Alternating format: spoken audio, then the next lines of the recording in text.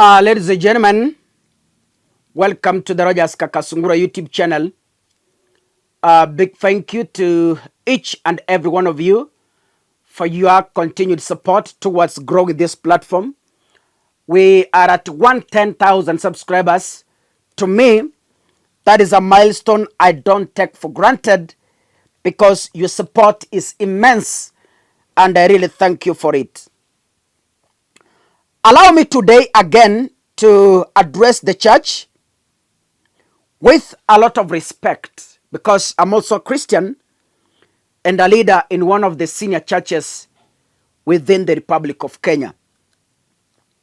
So allow me to inject some of my opinions in this week's happenings.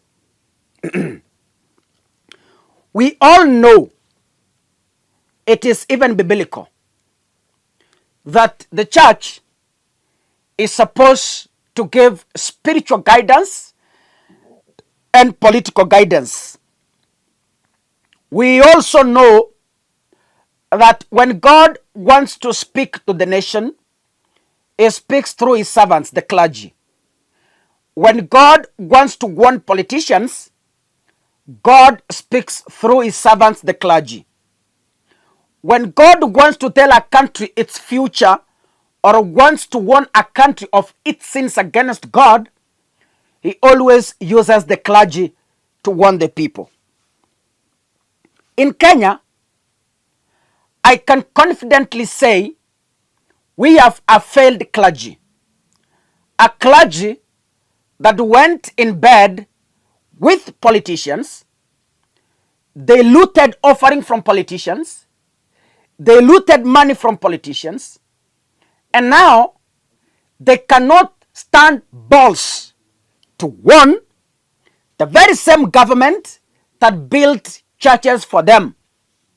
The very same government that bought cars for them.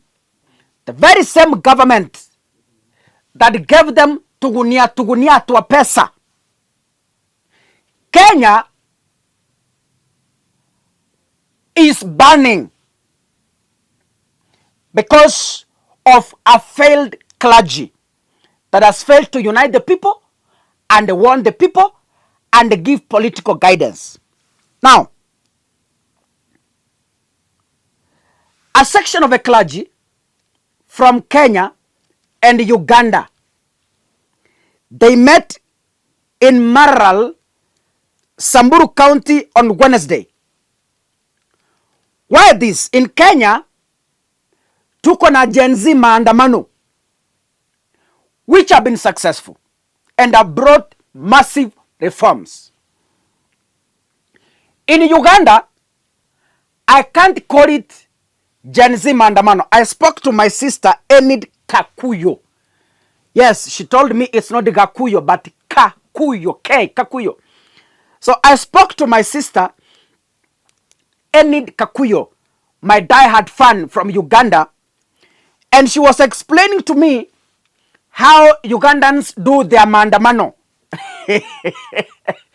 I saw the vice president of Uganda being whisked by police and anabebwa hobera kuelekea kwa gari. I was like, okay, really?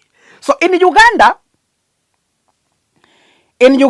I can call it attempted protest, because in Uganda, if Museveni just thinks of you that you are protesting, you are not even protesting on the road, you are seated in your house. But if Museveni doubts and maybe suspects that you will be demonstrating, my friend, police comes for you.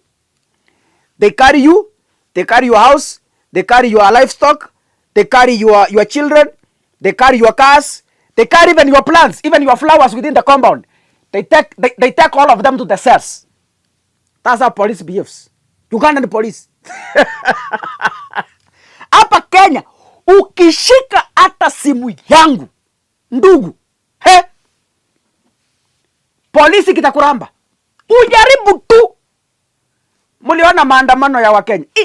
If you dare touch even my pen, kama niko najo kwa mkono and I'm demonstrating, if you dare touch it, itakuwa ni kesi ambayo haiwezi kaisha. But in Uganda, go to Uganda. Genesis of Uganda, we want to encourage you. We don't want to encourage you. But the Genesis of Uganda, we saw you, we sympathized with you. So we are encouraging you to continue pushing for the reforms. But I know Museveni is very brutal. But we encourage you. You can start one people.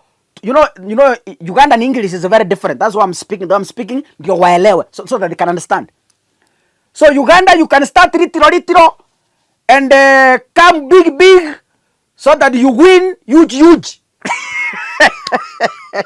So the clergy from Uganda and Kenya, they met in Maralal, Samburu County on Wednesday, and they called for Gen Zs to embrace dialogue to end the anti-government protest. How do you do a dialogue with Museveni who fought in the forest?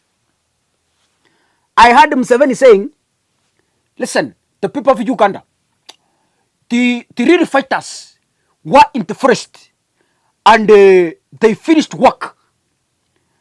Personally, I was in the forest. So,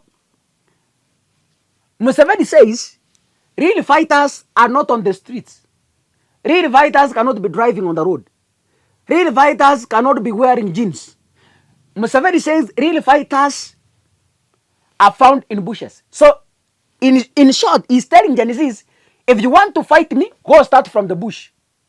Don't disturb the peace of other Ugandans. Yeah? Don't disturb the peace of mothers selling banana. Don't interfere with the Ugandan mama mbogas selling sukuma wiki. If you want to protest, go in the forest and speak from there, and then we shall listen to you.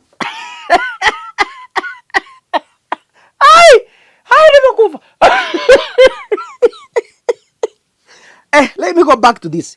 Now, the clergy from Uganda, chunga, wenda msirudi huko, mukitoka, najua, I know the Kenyan clergy is lying to you. The Kenyan clergy afford the freedom to express their rights.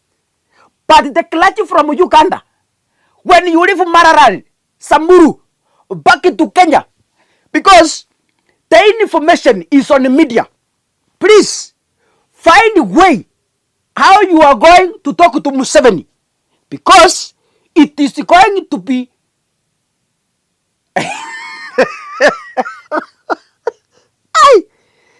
why guy. So the clergy from Uganda, it's good you are calling Genesis to end demos, but I see you are supporting Museveni, so there's no harm. Anyway, this is the clergy that has failed Kenya. Kanisa limeangusha Kenya big time. Yaani mnangoja Obasanjo akuja kupatanisha Ruto na Raila, na nyinyi mko hapa. Alafu mnajiita kanisa ya maombi. I'm not, okay, please forgive me. I am not against the church, but I was just passing a point. Anyway, God bless you, ladies and gentlemen. Keep subscribing and keep watching my content. I know one day we shall win all this. God bless you. Our brothers from Uganda, God bless you. You shall overcome, don't worry. Museveni is aging, so msisumbuke sana. Miaka mingi sana Museveni atakuwa katika uongozi ni miaka 10. Mzee maishiwa. Nikiongea hivi yeye ndikakuja nasikia ni twanga viboko na nyaunyo. Kuna watu wanapenda Museveni sana. Anyway, God bless you, ladies and gentlemen. See you in the next video. Asanteni sana.